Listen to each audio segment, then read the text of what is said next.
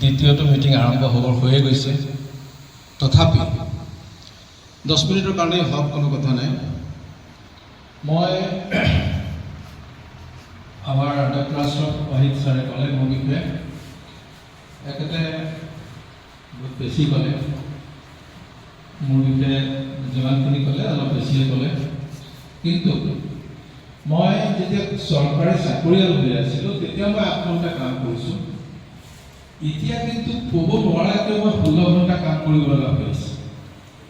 মোক ভাবিব নোৱাৰাকৈ তাৰমানে কামবোৰ বাঢ়ি গৈ আছে এনেকৈ গৈ মানে খোৱাৰ টাইমটো বাঢ়িলে সময় নোপোৱা হৈছোঁ। কিন্তু মই ভাগৰি যোৱা নাই, মোৰ খুব ভাল লাগি আছে। কাৰণ মোৰ দুজন গুৰু, দুজনকে তোমালোকে চিনি পোৱা। এজন হৈছে SK সচদেও, দিল্লীত আছে, তেখেত CSRৰ কম্পিটিশ্যন ছাকচেছ ৰিভিউৰ এডিটৰ।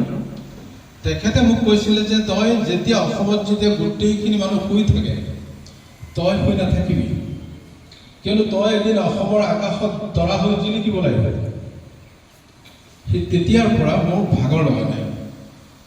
আৰু এজন গুৰু আছে আমেৰিকা, তেতিয়া পৃথিৱীত নাই থাকে, মাৰ্টিন লুথাৰ কিং জুনিয়ৰ, যিজনে পৃথিৱীৰ লক্ষ কোটি মানুহক কৈ গৈছিলে যে মানৱ হিচাপে জন্ম লৈ মানৱীয় মৰ্যাদাৰে জীয়াই থকাৰ অধিকাৰ প্ৰত্যেক মানৱ সন্তানৰ আছে। গতিকে সেই কথাটোৰ কাৰণে মই ভাবোঁ যে মোৰ ভাই ভনী তোমালোকো যেন এদিন কেতিয়াও এইটো ভাৱ নহয় যে আমি মানৱীয় মৰ্যাদাৰে জীয়াই থাকিবলৈ সক্ষম নহ'লোঁ। তোমালোক আধুনিক শিক্ষাৰে শিক্ষিত, গতিকে তোমালোকৰ এইটো অধিকাৰ যে আমি মানৱীয় মৰ্যাদাৰে জীয়াই থাকিম। তথাপিও গোটেই বহলাই ক'বলৈতো সময় নাই, তোমালোকে নিজে বুজি পাবা যে মানুহ কিন্তু পৃথিৱীত আটাইখিনি মানুহ মানৱীয় মৰ্যাদা লাভ কৰা নাই।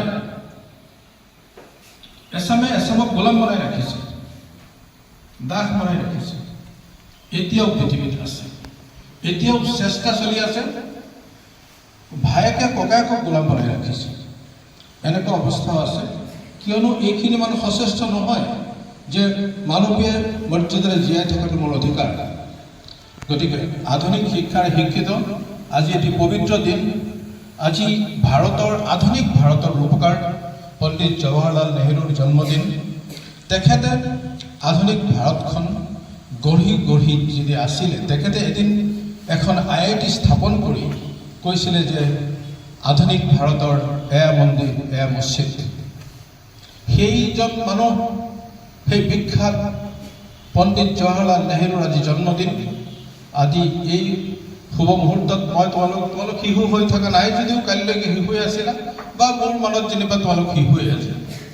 তোমালোকেতো ইনফেণ্ট হৈ আছা, ক'বলৈ গ'লে কিছু কথাত ইনফেণ্টে হৈ আছা, বহুত কথাতে ইনফেণ্ট আমি, কিছু কথাত ময়ো ইনফেণ্ট। ময়ো বহুত কথা নাজানো, বহুত কথা জানিবলৈ প্ৰয়াস কৰি আছোঁ। এই কথাত ময়ো এজন শিশুৱে।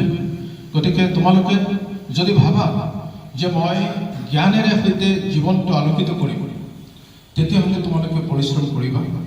কালি ৰাতি এজনী ছোৱালীয়ে মোক ফোন কৰি ক'লে যে ছাৰ, বহুত চেষ্টা কৰিও আপোনাৰ লগত কথা পাতিবলৈ মই সুযোগ নাপাওঁ। আজিৰ পৰা 5 বছৰ আগতে আপোনাৰ সন্মুখত বহি থাকি আপুনি যেতিয়া সুধিছিলে যে কোনোবা আছেনে ইয়াত ভৱিষ্যত IAS অফিচাৰ, গোটেই মঞ্চৰ পৰা 2জনী ছোৱালীয়ে হাত দাঙিছিলে আৰু মই অজানিতেই হাত দাঙিছিলোঁ। আৰু হাত দাঙাৰ পিছত সেই দিনৰ পৰা মই আৰু এদিনো ৰৈ যোৱা নাই। মই প্ৰত্যেক দিনেই চিভিল ছাৰ্ভিচৰ কাৰণে পঢ়া শুনা কৰি আছোঁ। আপুনি মোৰ সন্মুখেদি খোজকাঢ়ি গুচি যায়, মই তেতিয়া ড্ৰেছত থাকোঁ, স্কাউট এণ্ড গাইডৰ ড্ৰেছত থাকোঁ। আপোনাক মই চেলুট মাৰোঁ, কিন্তু আপোনাৰ লগত কথা পাতিবলৈ সুযোগ নাপাওঁ। সিদিনাখন যেতিয়া আমাৰ স্কুললৈ আহিলে, তেতিয়া বহুত ছাৰক কৈছিলোঁ যে মই এবাৰ আমি ছাৰৰ লগত মাত লগাব খোজোঁ, কিন্তু পাৰ্মিশ্যন নিদিলে। আৰু মই বহি তেতিয়া কান্দি আছিলোঁ।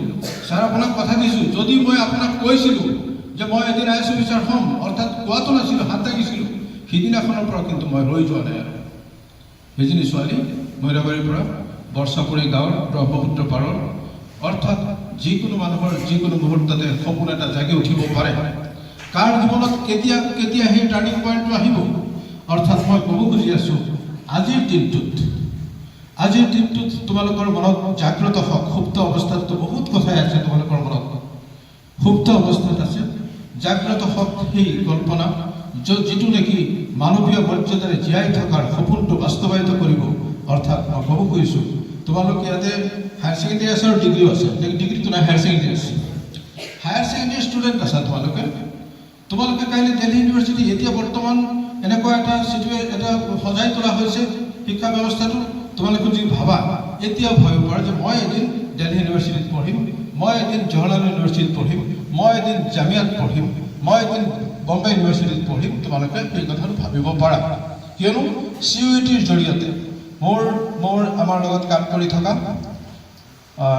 মতিউৰ ৰহমানৰ ভাইটি লুৎফুৰ ৰহমান সিদিনা অকমানি ল'ৰা কওঁতে দিল্লী ইউনিভাৰ্চিটি পালে, এবাৰ এডমিশ্যন লৈ আহিলে গৈ পেলাই কেলেই তেওঁৰ লগত লাষ্ট এবছৰতে সাক্ষাৎ হওঁতে দাদা মই পক্কা প্ৰিপেয়াৰ কৰি আছোঁ, মই CUET থ্ৰু দি দিল্লী ইউনিভাৰ্চিটি যাম।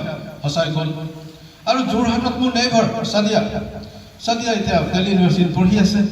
আমাৰ ঘৰৰ সন্মুখেদি গৈ থাকোঁতে তোমাৰ কেতিয়াও ভবা নাছিলোঁ, কিন্তু তেওঁৰ মনত যিটো সুপ্ত অৱস্থাত আছিলে সেই বাস্তৱ হ'ল এতিয়া দিল্লী ইউনিভাৰ্চিটিত পঢ়ি আছে। এনেকুৱা চাদিয়া, এনেকুৱা লুৎফুৰ তোমালোকৰ মাজতো থাকিব পাৰে বা আছে। সঁচাকৈ সেই ছোৱালীজনী যে সিদিনাখন হাত দাঙোতেই তেওঁৰ জীৱনলৈ ইমান ডাঙৰ পৰিৱৰ্তন আহিলে সেইটোতো মই কালিহে গম পালোঁ। আৰু মোৰ লগত মাত খাৰ লগাবৰ কাৰণে তেওঁ যে সিদিনাখন কান্দিলে, তেতিয়াহ'লে তেওঁ কিমানখিনি জাগি উঠিছে। গতিকে তোমালোকক মোৰ ভাইটি ভণ্টি, তোমালোকক মই কওঁ মনটোক মুক্ত কৰা আৰু জীৱনটো সম্পৰ্কে ভাবা। তুমি যিটো সপোন দেখি আছা সেইটোক শক্তিশালী ৰূপত প্ৰকাশ কৰা। নিজৰ আম্মাক কোৱা, আব্বাক কোৱা, ভাই ককাক কোৱা, তোমাৰ গুৰুজনক কোৱা। কিন্তু ইয়াতো আৰু এটা কথা আছে, আৰু এজন যিজনক আমি মেণ্টৰ বুলি কওঁ।